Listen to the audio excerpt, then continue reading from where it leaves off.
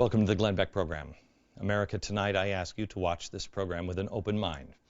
I ask you to put your partisan differences aside and really listen, and then do your own homework. Don't take my word for it. Research yourself. This is far too important. The topic tonight and tomorrow night, George Soros.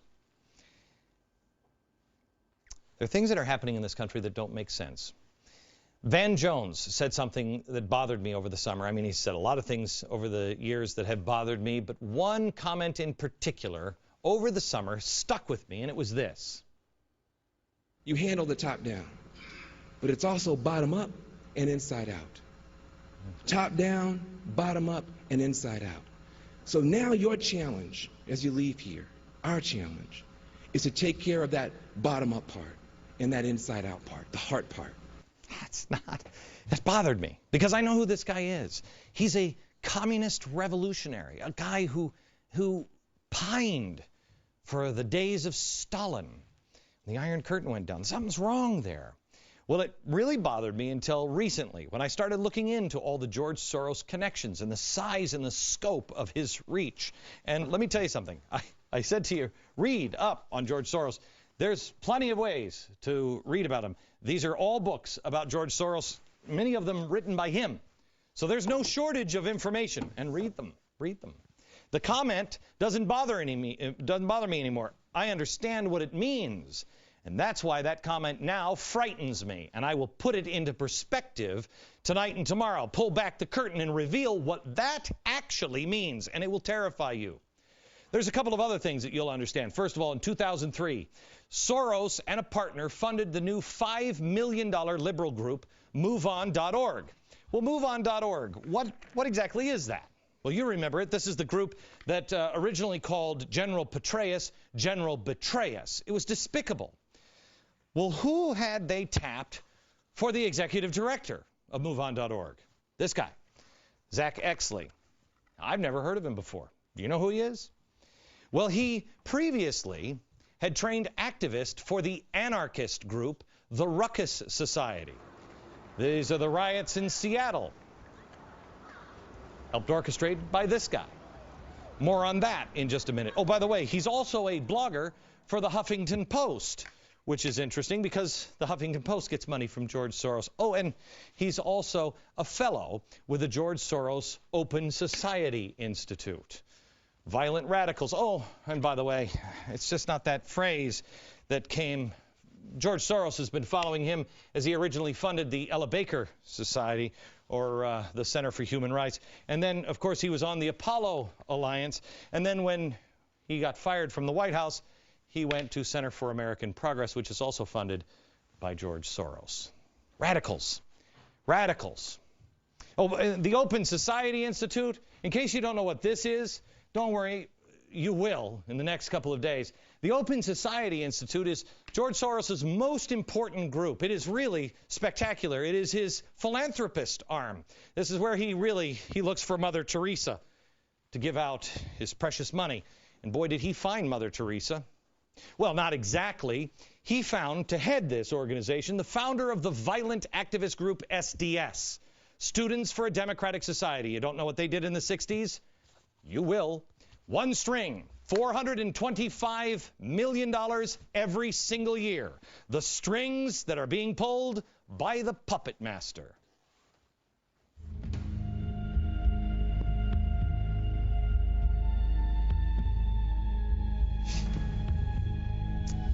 Hello, America. There are a few working parts to a puppet show. There is the puppet master here. There's the stage. There's the audience. There are the strings to each puppet. And then there's the story. But there's also why. Why is the story? Why is the show happening? What is the puppet master? What is his motivation? Is it for the money? Is it for entertainment? Is it personal gain? What is it? Make no mistake, we are watching a show. The stage is the world. It's television, it's newspaper, it's speeches, it's the political elections, it's what's happening in Washington. You are the audience. And like any good show, they do have one goal in mind. They want you to feel something. But most shows don't have a hidden meaning behind it. They just want you to laugh. They want you to be entertained. This one, not so much. At the end of the show, you have a choice to make. They want you to get up from your seats. Of course, they have in mind what they are planning on you choosing, and they are just using this stage to try to make the case and convince you of it. It's really propaganda. Here's the propaganda book. Here it is. This is actually from one of Wilson's. Propaganda. This is D. Now, this is what's taught in schools. D. Democracy is administered by the intelligent minority who know how to regiment and guide the masses. That's great. This is Edward Bernays. Let me give you the whole quote here. He says, the conscious and intelligent manipulation of organized habits and opinions of the masses is an important element in a democratic society. Those who manipulate this unseen mechanism of society constitute an invisible government, maybe almost a shadow government, remember that, which is the true ruling power of our country. Do we have a shadow government? Answer it now. Remember how you answer it. And then answer it again after today's show and tomorrow's show. The question is, do we have a shadow government? And if we do, who are those intelligent minority that is guiding us through? And where are they guiding us to? If you skip past all of the puppets and the strings, if you stop looking at the puppets themselves, you have to see who's behind the puppets. Who is choosing the puppets and the players? Who's the puppet master? George Soros. Now, I am sure that this will be called a conspiracy theory, and quite honestly, a year ago, 2 years ago, I wouldn't have believed it myself. But it is right out in the open. I encourage you, do not take my word for this. Do your own research, and don't go to conspiracy websites or anything else. Go to his own books. Go to the biographies written about him. Go to things that are well documented, like 60 Minutes, things that are well known for their accuracy. We have all of the materials that put this show together at glennbeck.com and in my free email newsletter. I want you to see the footnotes on this program. Do not take anything I say as gospel tonight. I want you to decide for yourself. I want you to question with boldness. Is George Soros a man who says, yes, you will be perfect and you will be perfect? Is he really a puppet master? And if he is, how does he control? How does he control? Well, let's start with this. Let's just take a couple of examples here on what George Soros has said and then see if there's any connection to anything. Soros spoke at Columbia University. He talked about an urgent need for campaign finance reform. I want you to remember, questioning our elections is important to George Soros. You'll understand in about 20 minutes. Well, he wanted to have campaign finance reform. He thought it was important. He spoke at Columbia University about it. Well, Open Society, his little group, Open Society, started by the guy with SDS, it was one of only a handful of groups who spent $123 million to push finance reform. Soros, quote, said, do something about the distortion of our electoral process by the excessive use of TV advertising. So he wanted to make sure that lies couldn't distort things. Well, it wasn't long after that speech at Columbia University that, lo and behold, Senator Russ Feingold, a progressive, and a few months later with John McCain, a Republican progressive, came with a proposal in hand for what would eventually become the McCain-Feingold Act.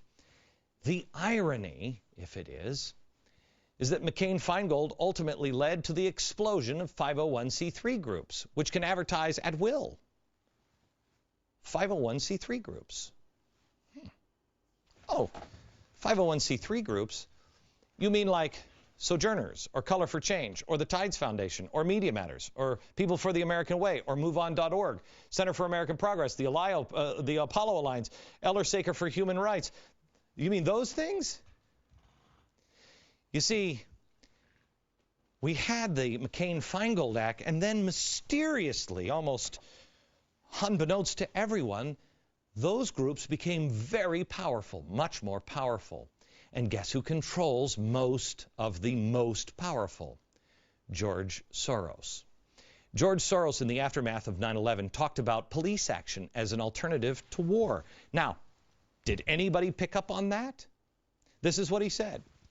War is a false and misleading metaphor in the context of combating terrorism. Crimes require police work, not military action. George Soros.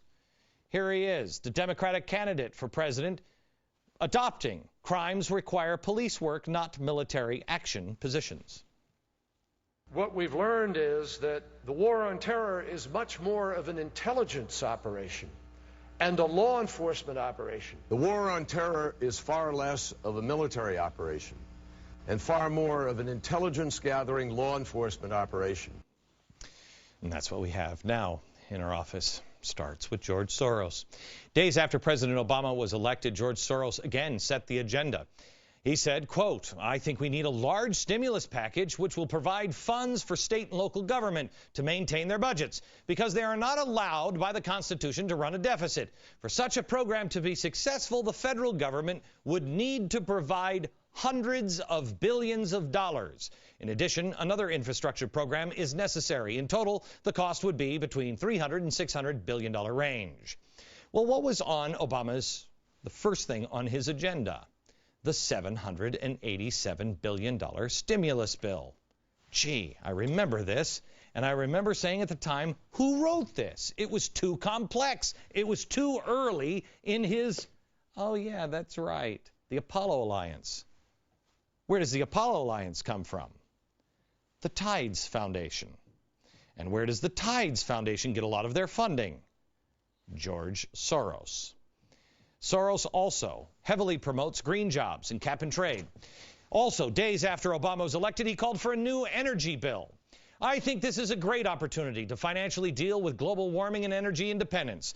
The U.S. needs a cap and trade system with the auctioning of license for emissions rights. I would use the revenues from these auctions to launch a new environmentally friendly energy policy that would be yet another federal program that could help us overcome the current stagnation." Well, Congress introduced, but you stood up. You said, "I don't think so." The audience started to revolt. Cap and trade failed. Now, through Freedom of Information Act, we find out that the Department of Energy and the EPA actually coordinated their response to damning reports on green jobs from Spain with the help of George Soros and his Center for American Progress, which gets their funding from here, George Soros. Here it is, December 9th, 2004. Also, there was Eli Pariser. There he is. He headed the Soros group, the front group, MoveOn.pac. Now, he wasn't upset that Kerry lost. Why? He explained this in an email. This is important that you understand. Quote, "In the last year, grassroots contributors like us gave more than $300 million to the Kerry campaign and the DNC and proved that the party doesn't need corporate cash to be competitive. It's now our party. We bought it, we own it, and we're going to take it back." Do you understand what just happened? George Soros got rid of all of the corporate money through McCain-Feingold, which then allowed all the 501c3s to come in. This one might help, and this one might help, and this one might help. And all the 501c3s now make the party lift their hands. The money is the string. They control everything. They tell the party what to do. You've been watching a show. You think the Democrats are still Democrats? They're not. They're not. I want you to understand there are two kinds of puppets here. The first puppet is the puppet organizations. You know, I don't know. This is the Musicians Union, and maybe this is SCIU and the AFL-CIO and ACORN. Their job on stage is to create an illusion of a big, dramatic movement that is happening. A grassroots. You know how Nancy Pelosi is always saying, "Oh, that's a grassroots, and that's AstroTurf," right? They're doing something on the stage, and they're getting you to believe something. But it's all part of the show. The second kind of puppet is an individual puppet. It could be John Kerry. It could be Van Jones. Could be Andy Stern, Richard Trumka, perhaps President Obama. Have you ever wondered who's at the other end of a BlackBerry? No president has ever had that. That was a security risk. Why did we spend so much money? Who does he need to talk to? Who does he need to see texts from? Who's writing the damn speeches in the teleprompter everywhere? There are also two storylines. If you would come to a show, there's always two storylines, and you'll see it in different movies about stages and stage two stories. Performers. There is what's happening on stage, and then there's the one behind the stage. You don't ever see what's happening behind. But the story that they're telling on stage and they're acting out, you know. Oh, the government needs to spend more money to stimulate the economy. No, we need more government intervention. Those evil rich people won't spend their money. We need more taxes. All of that. You know this storyline. But how much of it is real? How much of it is orchestrated? Well, there's only one way to find out that answer. And that is you have to look behind the curtain. On this program over the years, we have shown you the people who are taking our country apart piece by piece. And we've shown it to you in their own words. Well, we didn't expect to find many of the things that they've said, because many times they've said these things and they thought they were behind the curtain. They didn't expect you to see these words from even the President of the United States. I happen to be a proponent of a single-payer universal health care plan. A single-payer healthcare plan, universal healthcare plan. That's what I'd like to see. He's at AFL-CIO. That wasn't part of the storyline. It wasn't supposed to be revealed. That was behind the curtain. He was talking to the AFL-CIO. Behind the scenes. Over the next couple of nights, we'll do our best to give you a complete tour of the show. The puppets, the money strings, the storylines, behind the stage, everything. Not just the parts they want you to see. And again, I don't want you to take my word for it. I want you to read all of this yourself. All of the links and information and additional reading material will be available at glennbeck.com. Also in my free email newsletter. You can sign up for it there. Also, we have put it on theblaze.com. There are news stories about George Soros today, and also amazing stories about violence from MSNBC. We have a commentator last night saying that we wonder if there should be a revolution. Of course, he's saying now, of course, the answer is yes, and maybe even a violent revolution. It's amazing what you are missing when you don't know what you're looking for. This isn't a conspiracy. That was on MSNBC. It's all out in the open. I believe you take a man at his word, and George Soros has publicly dedicated his life to this. He has even said he's willing to die for what he believes in. Here he is. In the things that I am engaged in, I'm actually willing to put my life at risk, and I think it makes me feel much more complete. Well, you complete me, George. I'm willing to put my life at stake, and so are many people in America. It's what you believe in. But what is it that he believes in? He has tens of billions of dollars all flowing in, pulling strings. His tentacles are everywhere. What is he going through all of this trouble for to achieve? Well, globalization. George Soros believes, quote, the main obstacle of a stable and just world order is the United States. Let that sink in for a minute. The main obstacle to a stable and just world order is the United States. We'll pick it up next there.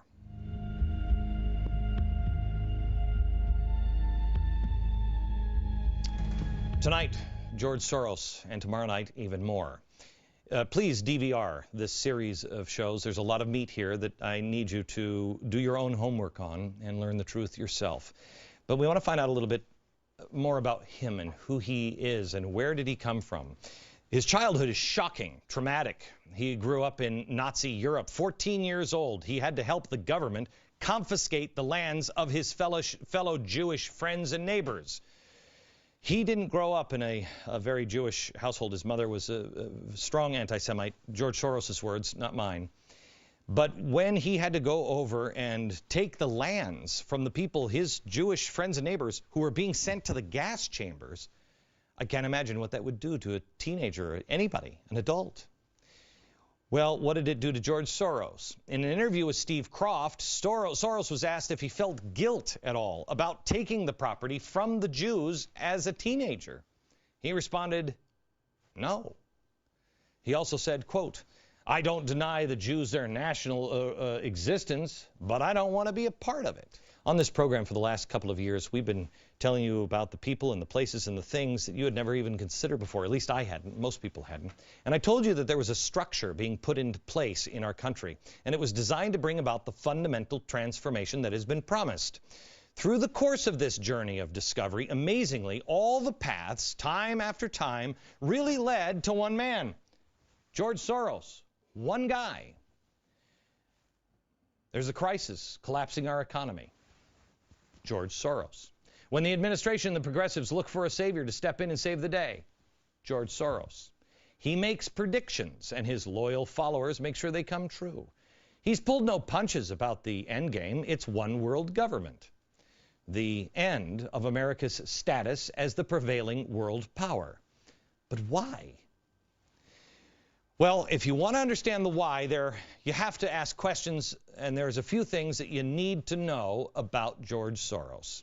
And here they are. People generally play with a certain set of rules. I am particularly interested in changes in the rules of the game. 80 years ago, George Soros was born. Little did the world know then, economies would collapse. Currencies would become worthless. Elections would be stolen. Regimes would fall. And one billionaire would find himself coincidentally at the center of it all. He was born in Budapest, Hungary on August 12, 1930, as George Schwartz, the son of Orthodox Jews. Today, Soros is an atheist who doesn't embrace his Jewish identity and rarely supports Jewish causes or Israel. I've not been very engaged in Israel. Why not? I think there are enough Jews to take care of Israel. In 1947, the Soros family relocated from Hungary to England, where George attended the Fabian Socialist London School of Economics. He moved to New York in 1956, became a U.S. citizen in 61, and at the age of 39, he started what would become the Quantum Fund, which he would use to attack currencies all across the globe. He later would be blamed for the financial collapses in Thailand, Malaysia, Indonesia, Japan, and Russia. And who could forget that he was the man who broke the Bank of England in 1992, shorting the British sterling by betting heavily that the currency would collapse, despite government assurances to the contrary. Today has been an extremely difficult and turbulent day. Massive speculative flows continue to disrupt the functioning of the exchange rate mechanism. The money that I made on this particular transaction, the estimate is about $1 billion. Along with currencies, Soros also collapses regimes.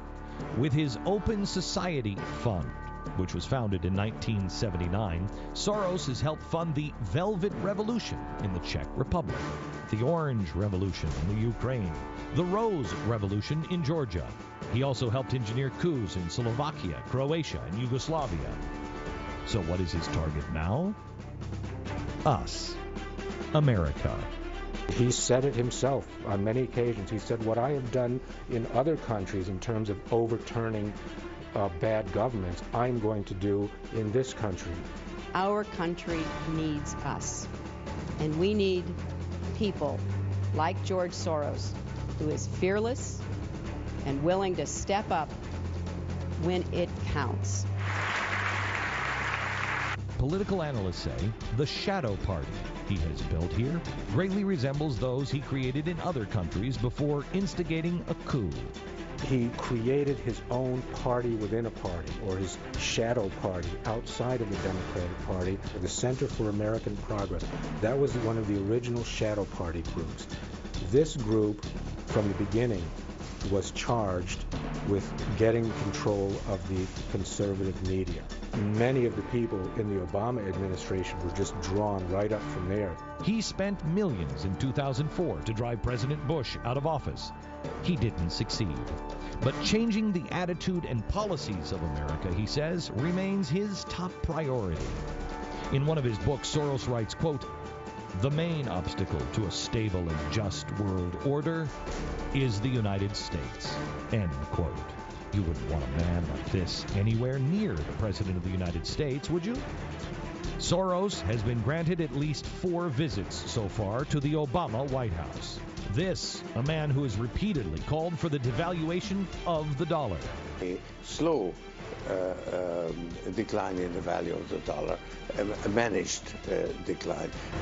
He's waged a war against capitalism. Capitalism is not directly opposed to open society. Nevertheless, it poses some serious threats. This is a man who wants the world to be one global society without borders or individual governments. One global society and one global gatekeeper.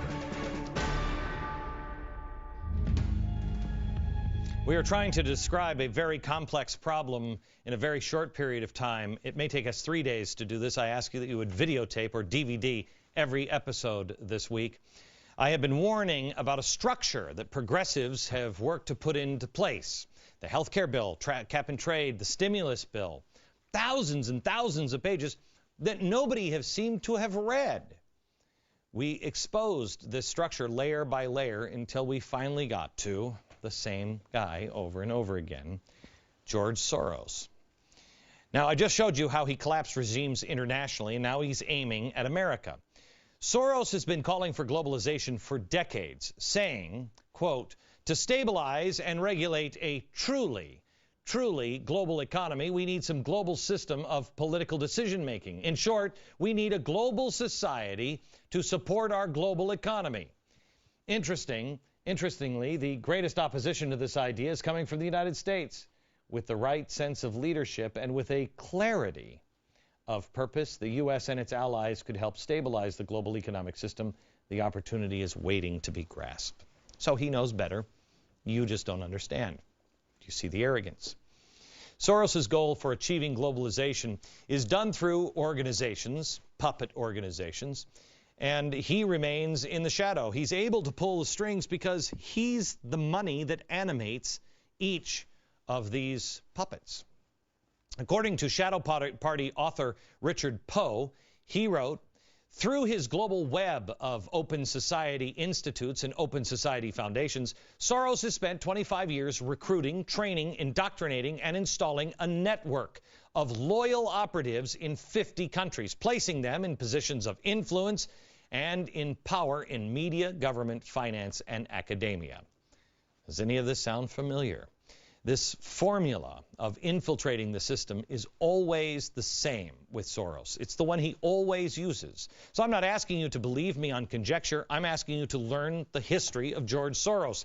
His method is to create a shadow party, form a shadow government every time, and then you'll be one step closer to one world government and taking power. A shadow party is not a political party. It is not, at least not in a tangible sense. It works outside the normal electoral system.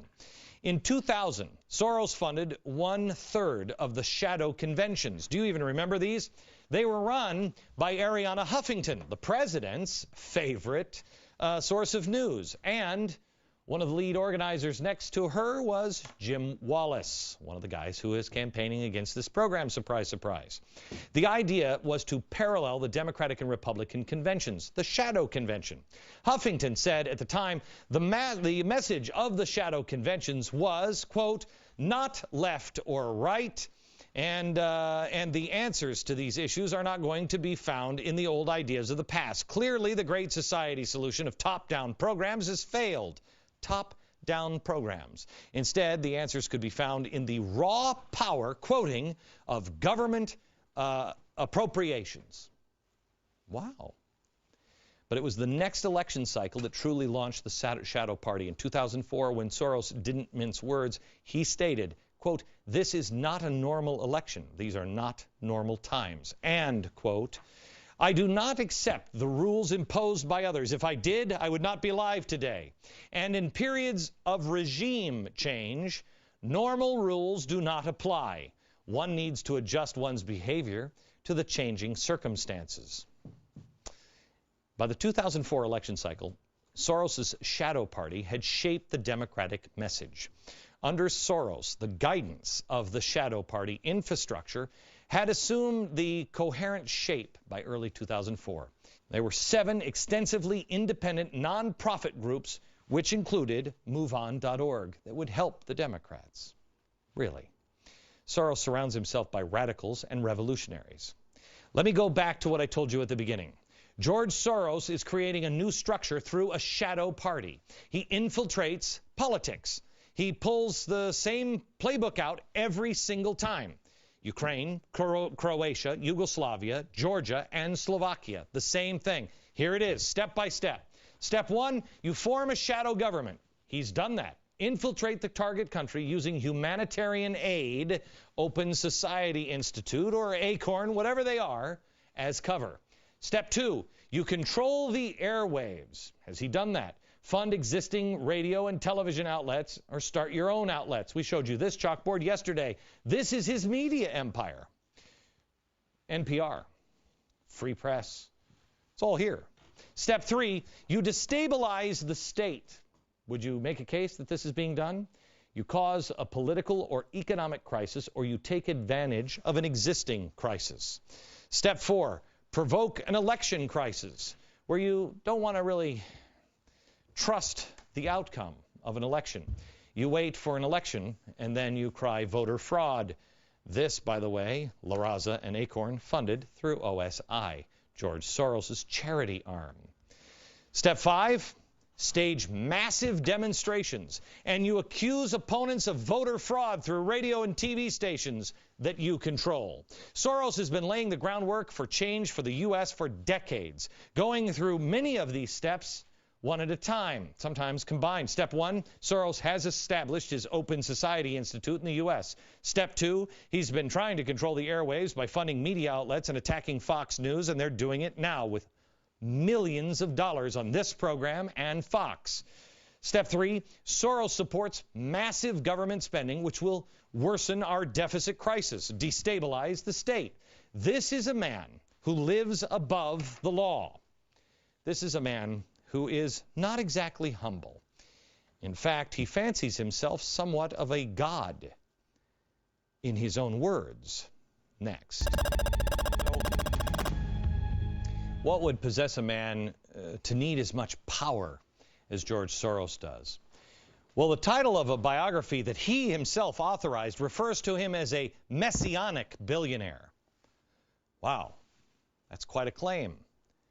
But maybe you should look into the mind of the puppet master and see what's inside. The United States should find its proper place in a new world order. They would have to give up some of their privileges. He's been trying to reorder the world as if he is the creator. Soros has admitted in the past he doesn't believe in God. But that's perhaps because he thinks he is. Soros himself admits that from the time he was very young, he had megalomaniacal ideas. He said he had messianic fantasies. He said he even thought of himself as a kind of god. In Underwriting Democracy, he writes, quote, "If truth be known, I carried some rather potent messianic fantasies with me from childhood. In The Alchemy of Finance, quote, I fancied myself as some kind of god." He's even said that now that I've made these things, these dreams into a reality, I feel more comfortable admitting to the magnitude of my ambitions. In Soros on Soros, quote, I probably couldn't feel all of a piece if I weren't larger than life. To the New Yorker, God in the Old Testament has a number of attributes. Invisible. I was pretty invisible. Benevolent. I was pretty benevolent. All-seeing. I tried to be all-seeing. End quote. Soros goes further in that he has said that he wants to be the conscience of the world. He was quoted by his biographer, Kaufman. Yes, I did say that, and actually I stand by it. I think the world very much needs a conscience. I want my foundation network to be the conscience of the world.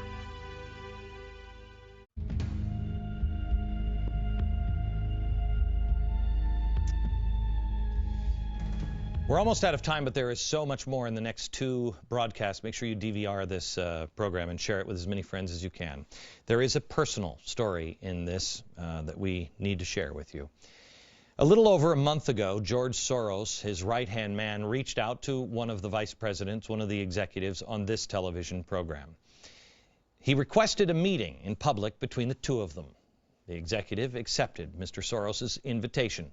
The meeting began with the Soros guy saying that this program, and me in particular, was corroding the very foundation of America and instigating violence to boot. And that was just while they were waiting to be seated at the restaurant.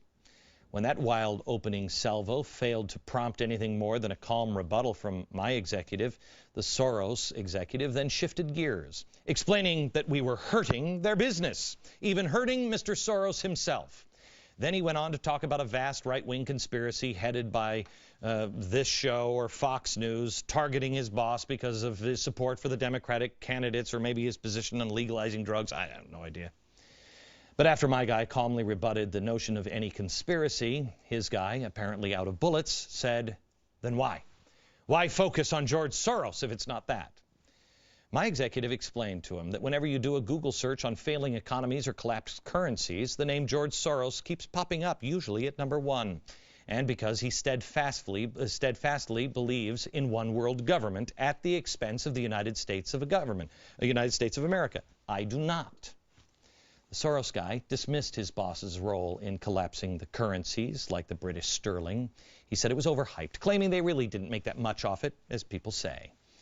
As far as one world government or globalization, well, he explained that ship, quoting, had already sailed. And he suggested that if Glenn Beck doesn't recognize that, he'll just be left behind. He then looked at my executive and said, I don't think you hear me. I don't think you understand. Glenn Beck is hurting Mr. Soros and his business. At this point, the Soros executive abruptly ended the meeting, but not before saying that he had a gift from Mr. Soros for me, something he wanted my executive to give to me. He reached into his briefcase and handed him this.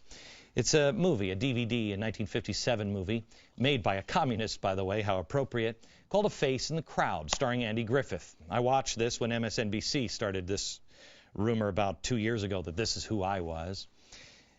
It was handed to him.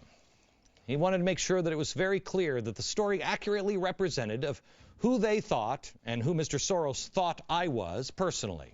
He said, make sure you share it with Mr. Beck. In case you're not familiar, Andy Griffith plays a drunk, a petty criminal who, with the help of radio reporter played by Marcia Neal, transforms himself into a famous national talk show host, a man of influence with the masses and politically powerful, but he is a very bad guy.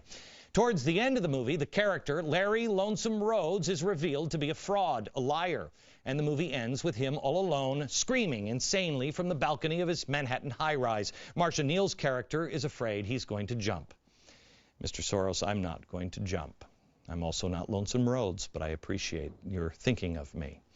Let me say again what I've repeated on this program several times. All of this can go away tomorrow, but as long as I have breath, I will use that breath to speak about what I truly believe is the truth. As I have done several times on this broadcast and in that private public meeting with a partner of George Soros. Mr. Soros, you're welcome on this program to spend an hour with me. I'm sorry to hear that you repeatedly turn it down.